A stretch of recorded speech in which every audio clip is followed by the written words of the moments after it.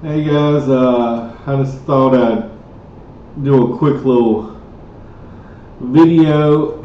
The reason a couple years ago when COVID happened and I basically sold everything and went into treasuries, which was a huge mistake. But I was taking the advice of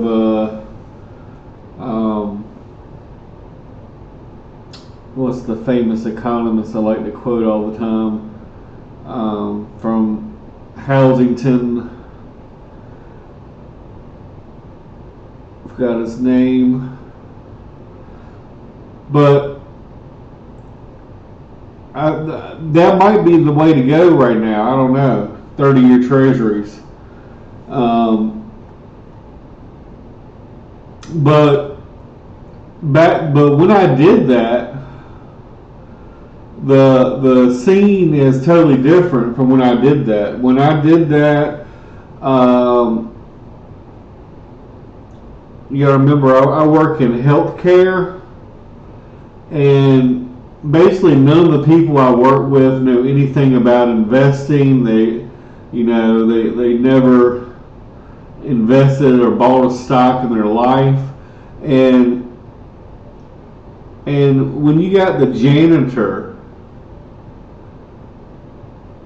putting $500 in Dogecoin or something like that, you know you're in a bubble, and that, and then every day in the news it was all good, it was great, things are going good, everything's fine, soft landing, um, but now when I look at things, everything is doom and gloom, and we're not there yet. I don't think we're not there yet. I think we're going to have one more massive upswing.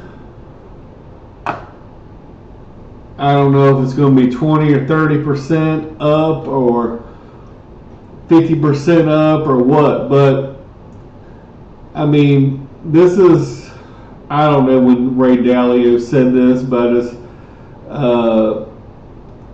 all these things. Oh, the collapse is going to happen this week. Um, I think Ray Dalio just likes to hear himself talk,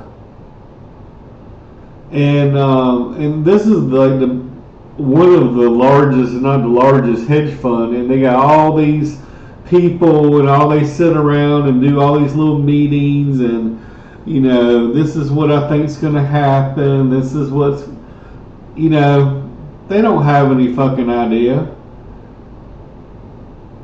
They really don't, because they're in it every day. Like the reason Warren Buffett did so well was he's not in it.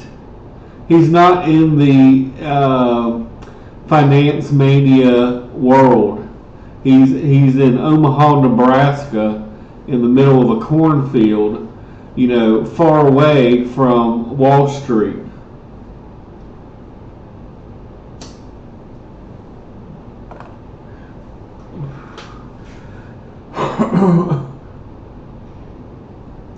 And I don't know for sure, but I don't think Warren Buffett sits there all day and looks at the monitor and Apple's at 200 today, or Apple's at 150 today, or owners of businesses don't do that. Why? Because it would drive you crazy. If your stock is up or down $1 billion, I've lost $1 billion today. I've made $1 billion today. Like it would drive you crazy, and nothing. There's no news or no nothing. There's no reason behind it, but on any given day, your portfolio could be plus or minus $1 billion. basically for no reason at all.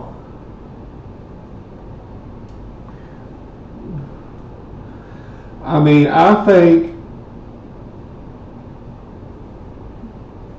their universe of stocks is probably 20 or 30 that they can invest in. Berkshire Hathaway, I'm talking about, and they probably have a list of stocks that they would like to buy. I don't know, like American Express, they own 20% of American Express. Like what price would American Express have to go down to in order for Warren Buffett to start buying it again? I don't know, but I'm sure that they have a price. Same thing with Kraft Heinz or all these other businesses that they own part of or a substantial part of. Coca-Cola, I think they're always going to have 10%. They're never going to try to go above that. He's just happy with owning a tenth of the company. I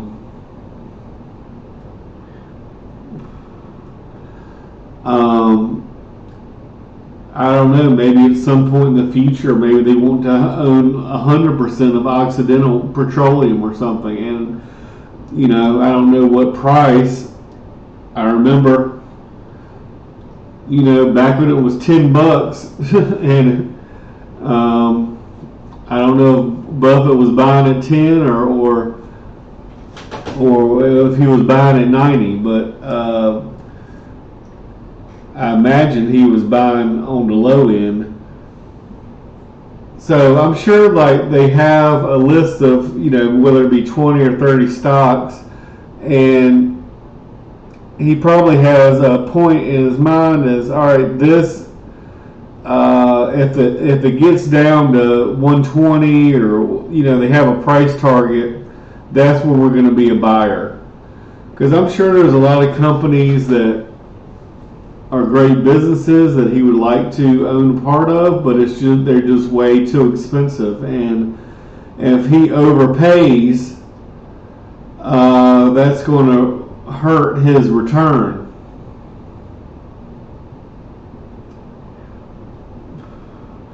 So I don't think people like Warren Buffett, I might be 100% wrong, but I don't think that he looks at the ticker every day or every second like a hedge fund would do that's doing a lot of day trading, and they got 15 or 20 monitors up there, and they are shorting this and inverse of that and doubling down on this, and they're watching every minute and every second, and I don't think Buffett does that. I think what Buffett does is he probably has a stack of annual reports, and he does a lot of reading, and most of his time is spent reading and thinking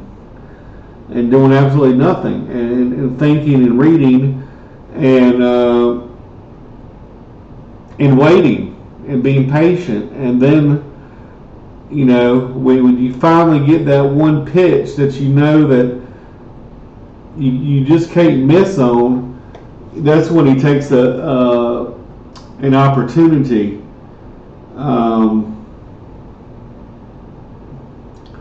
But for me, even though I think things are going to be terrible in the future, I think things are going to get bad, really bad. If everybody else thinks everything is going to get bad, usually the opposite happens. So I don't think we're there yet. The reason why I had sold everything a couple years ago, this was back when Dak went on his 30x run, and I sold everything. I made a little profit. I sold everything, and I went in treasuries and lost on that. But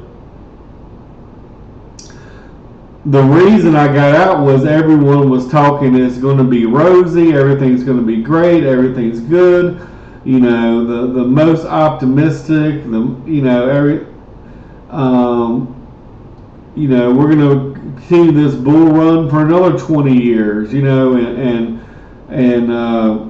so everyone had a rosy scenario, and then you have these people that have never invested a penny in their life, have no idea what they're doing in investing, and they're buying, sticking their weekly paycheck in Dogecoin or something, like that's a bubble, and that's when it's time to get scared.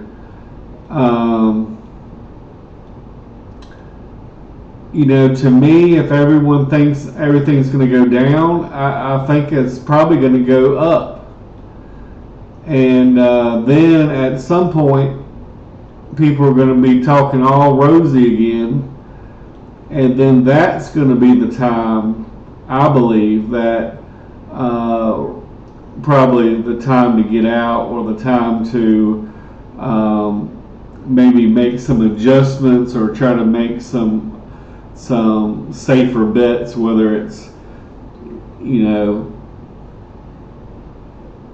40 or 50% in the gold or silver, or U.S. long-term treasuries, or what have you. But that's just my thought on things. Is when I got out when everyone was, oh, it's going to be great, everything's lovely, anyone who buys, a Bitcoin, they're going to be a millionaire in the next 5 years, like the best thing I can say about Bitcoin is, to me, it's almost like a casino chip. Like, in the casino, you get some chips, and those chips are valuable in the casino. But as soon as you leave the casino, you can't go buy a hamburger with it. You can't go buy a hot dog. You can't go buy a soda. You have to convert that money into cash or whatever to purchase something. So to me, it is valuable to those that are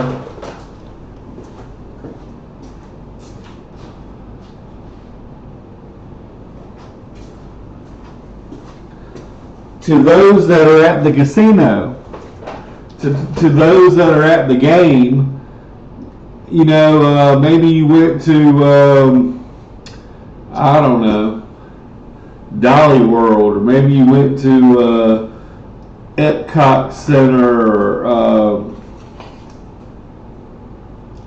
Mickey Mouse or something, and they gave you a coin or something, or Chuck E. Cheese, and you got these coins that are valuable at Chuck E. Cheese to put in the machine and maybe win some prizes. But outside of Chuck E. Cheese, those things are worthless. They're not even worth a penny, 2 pennies, 5 cents, 10 cents. They're worth nothing. So that to me is the best analogy that I've heard, and the other thing is with Bitcoin and stuff, is like, it's not gold. It's like in the sky somewhere. It's in some digital wallet. It's not in a vault in Fort Knox. It's not a vault in London, England. It's in some digital wallet somewhere in the ether, and some hacker could come in and steal your Bitcoin, your Dogecoin, and you can't put it under your bed, you can't lock it in your safe, you can't hold it. You can't see it. And to me,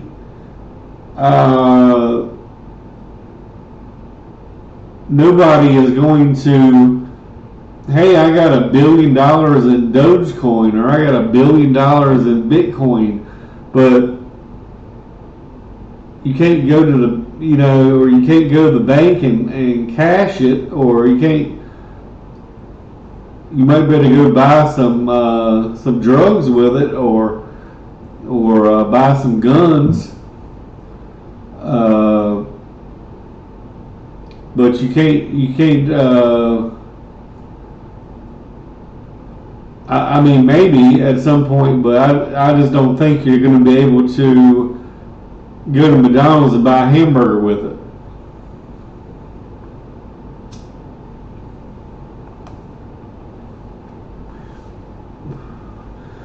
So to me, it's a casino chip, So if you're in the casino, it's valuable in the casino, or at Disneyland, or at Chuck E. Cheese.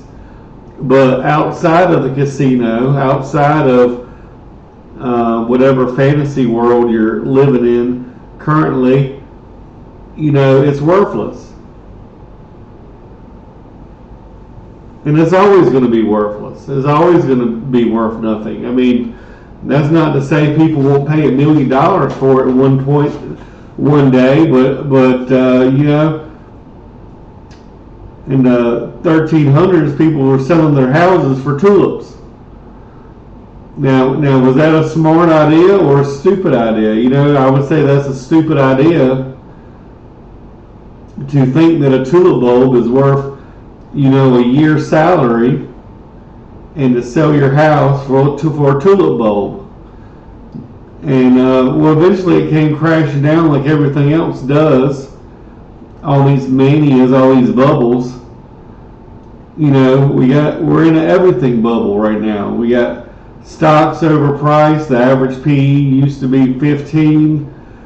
We're still probably in the mid 20s. Gold to me is 50% overvalued. We got real estate that is obviously way overvalued. And we're finding out now, when these banks are taking a 90% haircut, that this real estate is not as expensive, or is not what we thought it was. 90% of the real estate value in the world is in the U.S. So what does that say? Does that say all the other real estate around the world is worthless? No, that's saying that the U.S. real estate is overvalued. And all these people that are in delusion in a fantasy world that think real estate is just going to keep going up and up and up and up and up and up and up, they're stupid. The banks, the smart money, are taking 90% haircuts right now on real estate they bought 20 years ago.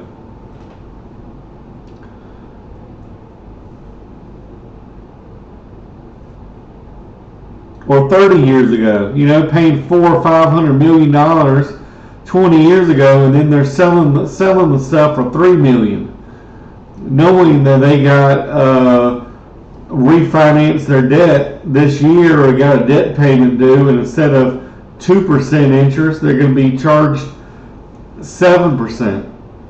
And for them, it's easier just to take the write-off, just to take the loss, rather than refinance it at 7% and just sit there and have 10% occupancy or 0% occupancy.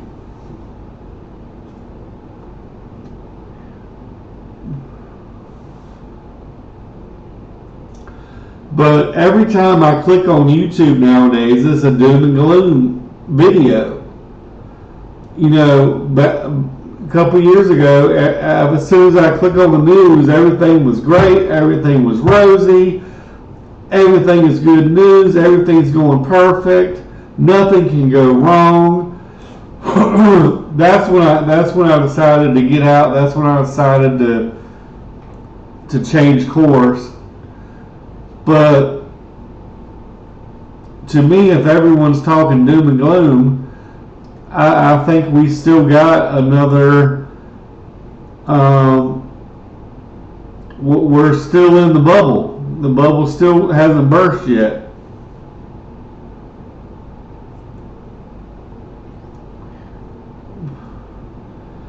I just want to listen to a little bit of this video here. Could be very scared.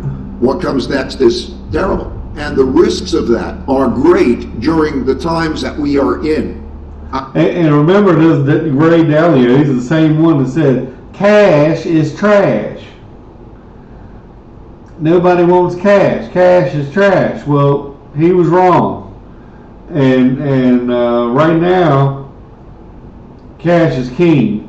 And I think those that are trying to accumulate cash and save a little bit of cash, I think whenever this collapse does happen, they're going to be rewarded.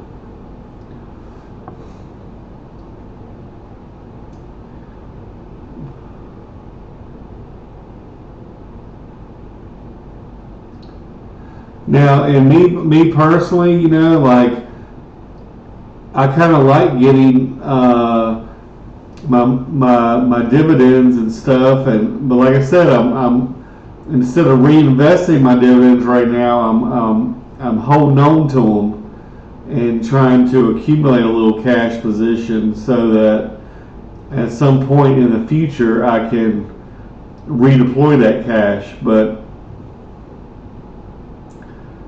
I want my machine to keep working right now, even though I'm a little worried, even though I think at some point in the next couple of years things are going to hit the fan and we're going to be in trouble.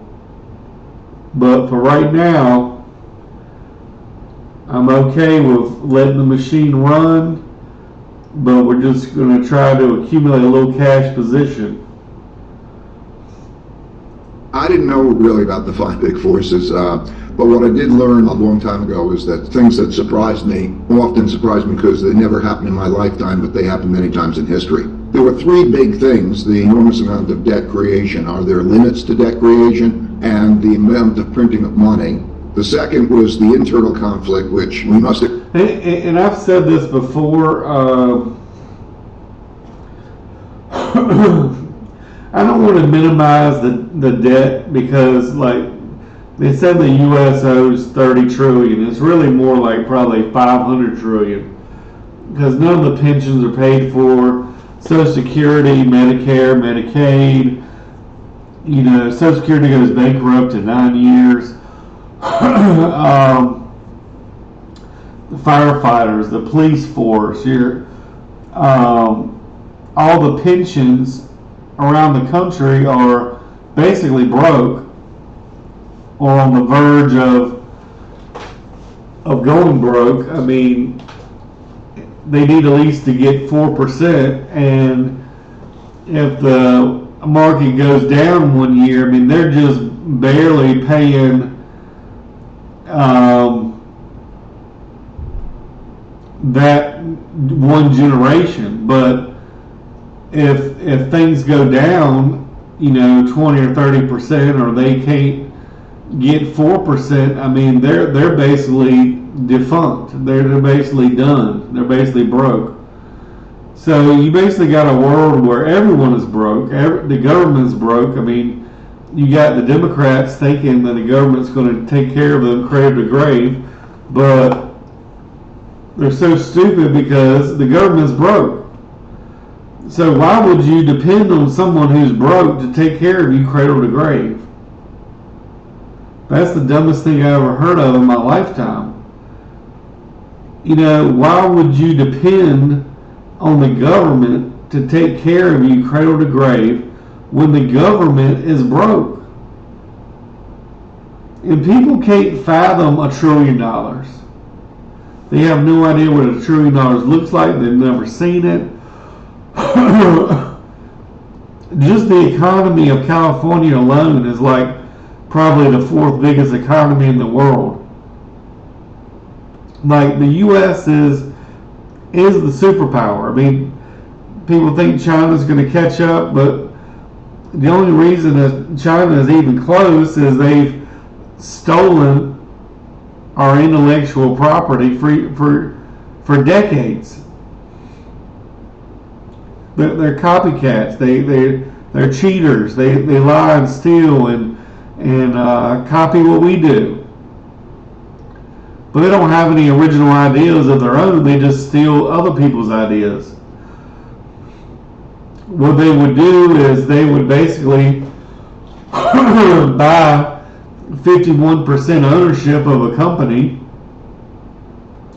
get control of that company, find out all their intellectual secrets and stuff, and then they'll go back to China and create their own company, copying all the data they just stole from this previous company. That's how they do it.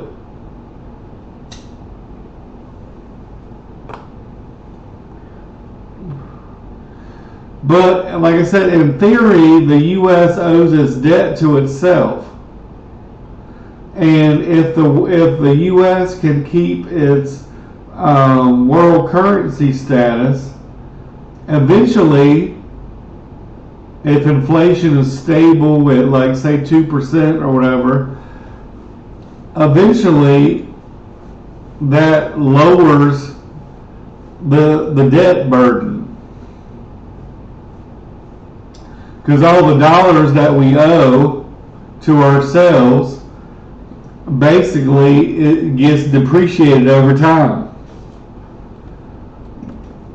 So, like, I think the period between, I don't know, I think it was like 87 to 91, something like that, the U.S. Dollar lost 50% of its value in less than 5 years. So what does that mean? That means, let's say we owed $10 trillion back then. We didn't, but let's say we did. We owed $10 trillion. The debt would really be $5 trillion. If the value of the dollar got cut in half, instead of really owing $10 trillion, you really only owe $5.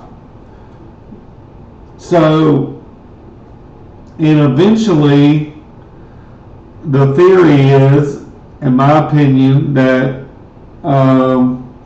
eventually the U.S. economy will be big enough to support this massive amount of debt that it currently has. A simple solution, and I think I've touched on this before maybe, was basically you cap the spending for the next 5 or 10 years, or I mean, you could cut 10% across the board, but just keep it, don't go up on the debt at all for like 5 or 10 years. And hopefully by then the economy will be big enough and strong enough that it will be able to support this debt burden. And then you add to the debt only what the GDP is for that year. You know, let's say the GDP grew 2% or 3% or 5%. You know, you can increase the debt 1 or 2 or 3 or whatever percent. And eventually, over time, as the dollar erodes, the debt eventually erodes with the dollar. As the dollar is going down in value over time, the economy is getting stronger and stronger, and as the debt is going down, the economy is getting bigger and bigger. And you know, I think I've said we take in $2 trillion in taxes from the individuals, but then there's another, I thought it was 2, but I guess the total tax number is closer to 4 trillion. But, by the time 10 years passes, instead of taking in $4 trillion in taxes a year, it might be 10 trillion. So, and the GDP, instead of being 26 or 27, maybe it's 35 or 40. So if the economy's 40 trillion and the debt's like 10 or something, that's a lot more manageable than when the economy is 20 trillion and the debt is 30 trillion.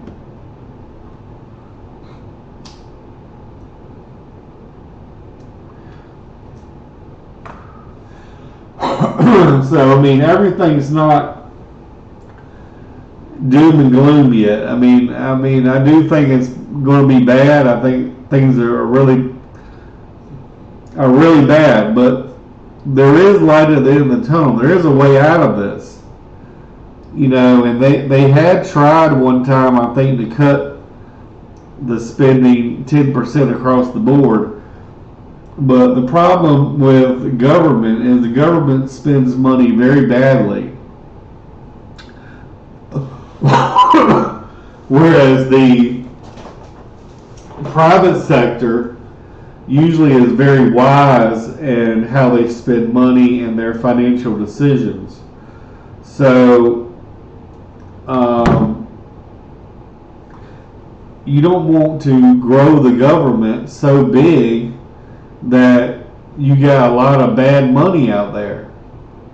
You want to shrink the government so the government that's going to spend money recklessly and stupidly is only a very small part of the economy. Let's say I'm like in charge of a department in Washington or something, and let's say I'm like a tree hugger. Let's say I'm the head of the tree huggers, and they give me $5 million a year, and to be the head of the tree huggers. Well, let's say I don't spend my full $5 million, and let's say I only spend $4 million. Well, next year when it comes time to say, hey, I need $6 million this year. And then they'll be like, well, why do you need $6 million this year when last year you asked for $5 and you only spent $4? I'm like, oh, well, what they do is they spend that money some way or other, or buy something stupid, or try to buy some political favors, or pay $10,000 for a refrigerator or something stupid, to make sure that they've spent their full $5 million budget. So next year when you go to Congress, you can ask for $6 million or $7 million or $8 million. So instead of rewarding people who spend their money wisely and for saving money and cutting costs, they penalize the people that are smart with their money, and they basically reward the idiots. They reward the people that are idiots and stupid and reckless, and they penalize the ones that are very smart and wise. So there has to be some kind of incentive. To me, if you go under budget, that you are somehow not penalized the following year.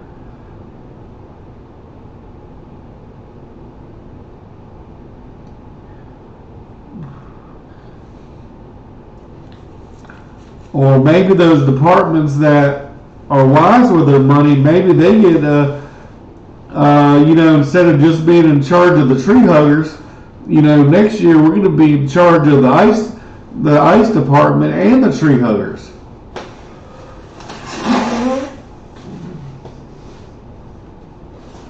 Because the ice department didn't know how to spend their money, and they spent all their money on stupid stuff.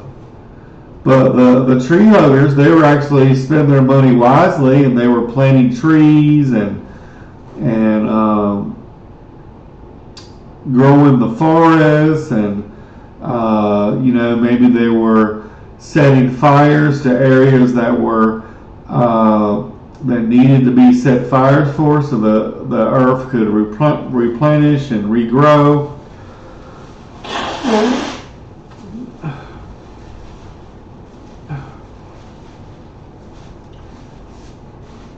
Excuse me, I just had some hot and spicy Chinese food. So, but yeah, the debt is actually owed to ourselves, really. And if we can get it under control, we can stop the spending. Like I said, for maybe just 5 years, and then after 5 years, every year you can increase the debt ceiling or whatever, or add more spending, but it has to be in line with what the GDP growth is. But to me, it would even have to be stricter than that. It would have to be what the real GDP growth is, because if people are going $1 trillion in debt on their credit cards, that's $1 trillion added to the economy, but that's not real money because it's debt financed. And for every dollar we go in debt, it only adds 30 cents to the GDP.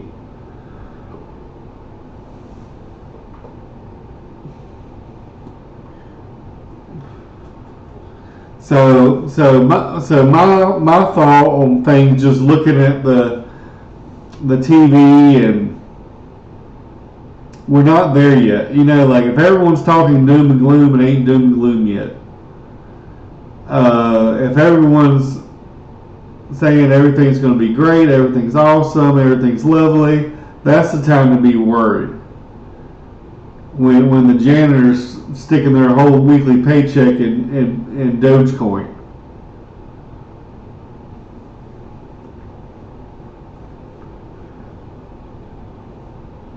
Anyway, thanks for listening, guys.